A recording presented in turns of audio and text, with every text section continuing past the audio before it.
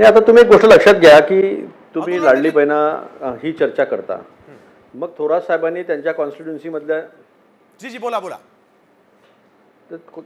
त्यांच्या कॉन्स्टिट्युन्सी मधल्या लोकांना आर्थिकदृष्ट्या सक्षम करण्यापासून तिथे सगळ्या सहकारीच्या चळवळ म्हणजे पेट्रोल पंप सुद्धा सहकारी चळवळीवर आहे, नोकऱ्या आहेत, कॉलेजेस तिथे उभे केले, इन्फ्रास्ट्रक्चर तिथे उभे केलेलं आहे आणि ते हरून राहिलेले आहेत आणि म्हणजे अनएक्सेप्टेबल आहे हे सगळं. म्हणजे जनतेला जरी तुम्ही जाऊन विचारलं तर जनताही तुम्हाला आश्चर्यचकित होईल की बा हे कसं होत आहे.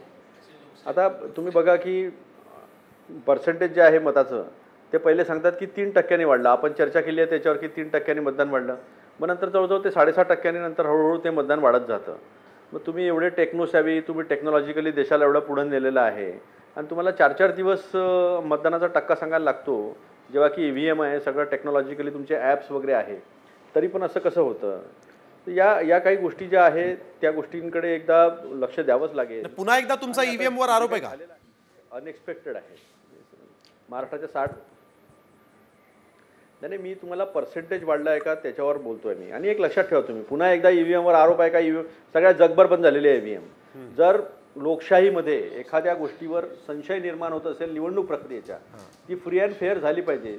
ती जर त्याच्यावर शंका निर्माण होत असेल आणि भाजप अगदी अतुलजी आपल्यासोबत प्रवीणजी पण आहेत, प्रवीण दरेकरजी पण आहेत, त्यांची एक अतुलजी माझे मित्र आहेत.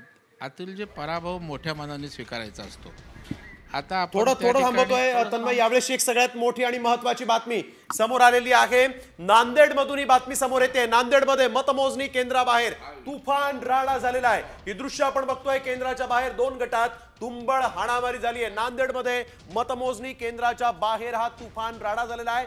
दगडफेक करण्यात आलेली आहे. 2 गटात हा राडा झाला आहे. एकीकडे मतमोजणी सुरू होती आणि त्याच वेळेस आपण बघतोय 2 गट आमने सामने आलेत आणि इथं तुफान राडा झालेला आहे. एकीकडे महायुतीची सत्ता येऊ घातलेली आहे आणि आता मात्र नांदेड मधली ही घटना. संजय सूर्यवंशी नांदेडचे रिपोर्टर आमच्या बरोबर यावेळेस फोन लाईन वरून जोडले गेलेले आहेत. संजय, नेमका या वादाचं कारण काय, या राड्याचं कारण काय? निश्चितच नांदेडचं लोहा जे मतदारसंघ आहे ते अतिशय संवेदनशील मतदारसंघ म्हणून ओळखले जाते. या ठिकाणी अजित पवार गटाकडून प्रताप पाटील चिखलीकर आणि ठाकरे गटाकडून एकनाथ पवार हे निवडणुकीच्या रिंगणात आहेत आणि त्यांच्यासोबत इतरही उमेदवार रिंगणात आहेत. आता मतमोजणी जवळपास 14व्या फेरीपर्यंत आलेली आहे. मतमोजणी सुरू असतानाच तहसील कार्यालयासमोर 2 गटात अचानक तुफान राडा झाला आणि राड्याचं जे रूपांतर जे आहे ते दगडफेकीवर झालं. एकमेकावर दगडफेक करण्यात आली आहे आणि या ठिकाणी आता मोठा पोलीस बंदोबस्त वाढवण्यात आलेला आहे. अगदी एक महत्वाचा प्रश्न असा आहे की ही जी दगडफेक झाली, ही दगडफेक मतदान केंद्राच्या जवळच झालेली आहे का? मतदानाशी संबंधित काही घटना घडली होती का? नाही, मतदानाच्या केंद्राच्या बाहेरच म्हणजे अगदी तहसील कार्यालयाच्या समोरच ही दगडफेक झालेली आहे. आणि आता सध्या जे लोक होते, दगडफेक करणारे जे लोक आहेत, हे इथं मतमोजणी केंद्राच्या ठिकाणी काही पक्षाच्या वतीनं आले होते का? संपूर्ण पक्षाचे 2-3 पक्षाचे कार्यकर्ते मोठ्या संख्येने त्या ठिकाणी जमले होते. मतमोजणी सकाळपासूनच सुरू असल्याने त्या ठिकाणी मोठा जमाव होता. परंतु आता जे 14वी फेरी सुरू असताना अचानकच काही जे कार्यकर्त्यांनी दगडफेक सुरू केली आणि यातून आता नक्कीच. आणि इथून आपण बघतोय की किती संवेदनशील अशी सगळी परिस्थिती.